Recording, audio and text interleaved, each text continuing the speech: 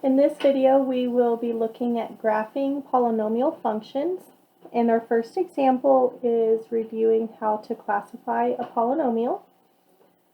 First, we can look at how many terms this polynomial has. In polynomial, poly just means many, so we're looking at many-termed expressions here. Since this has 3 terms, it's called a trinomial because it has 3 terms. Okay. A binomial has 2 terms.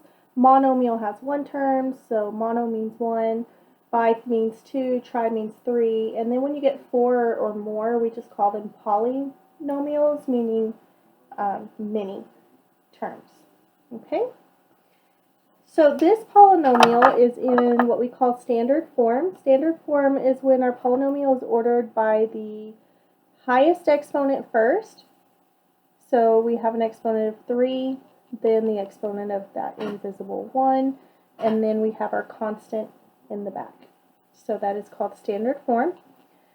The 2 in this polynomial is called the leading coefficient. Leading because it's in front when it's in standard form, and if it's not in standard form, it's the coefficient that's with the highest, the number with the highest exponent, or with the highest degree.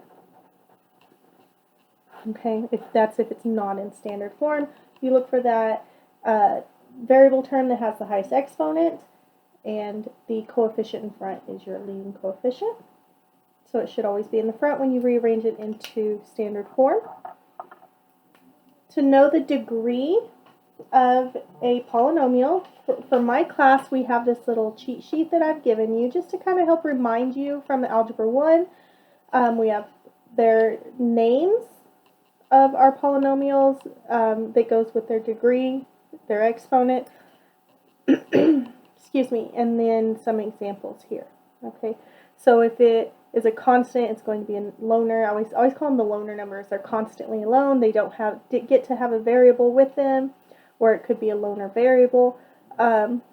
Linear means they have a degree of 1, which has that, what I was trying to say, invisible exponent, right? We always say the invisible 1. Lots of invisible math that we assume that we already know. Quadratic means 2. We know that. We've done nothing but quadratics so far this year. It has that fancy word to say it has the highest degree is 2. Cubic, 3. Quartic, 4. Quintic, 5. Okay, so we're going to be referring back to this sheet as we give them their fancy names. And for this one, our 3, hope you can see this orange okay, is the degree. Is the degree of the polynomial, and that is the greatest exponent. Excuse me. So if I'm asking for the degree of the polynomial, look for that highest exponent. Right? And again, our constant, it's constant because it's not going to change. I can't substitute anything in for an x and it's going to change this 9. The 9 is that loner at the back. It's kind of the caboose of the train. So the constant is the last term in our standard form. Okay, so let's look at an example of a polynomial that we will practice writing and rewriting it in standard form with the exponents in descending order. We will identify the leading coefficient, the degree of the polynomial, we'll give it its fancy name, and the number of terms. Okay?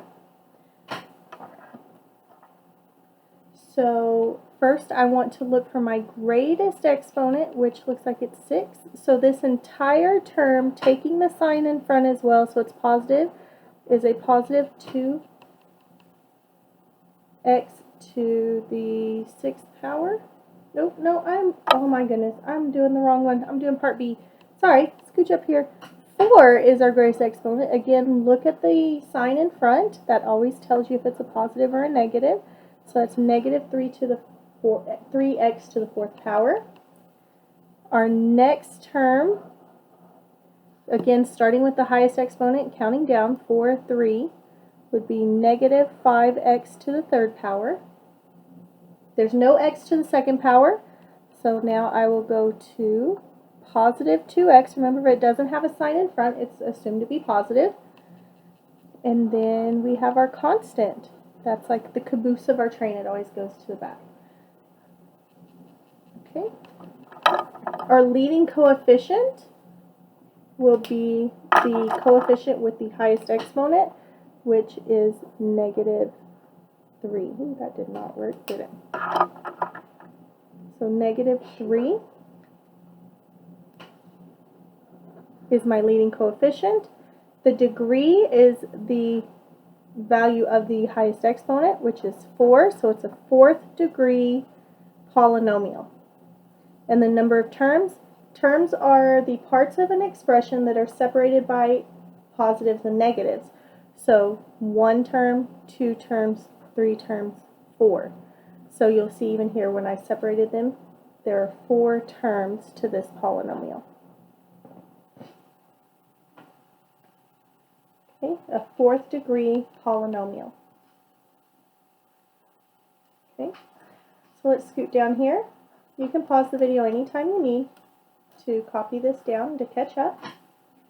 Okay, for part B, as you see, I already started it. So the highest exponent was 6. Again, taking the sign in front, so I know that's a positive 2x to the 6th power. Counting down, 6, 5, 4, 3, right? So then the next would be a positive x to the 5th power. Negative 3x to the 4th power. There's no 2nd power, no squares here. Just try to come up with any design to help me separate those. A positive 4x to the 3rd power. And a minus 8x. There's no constant, no loner term at the very end. These are all variable terms.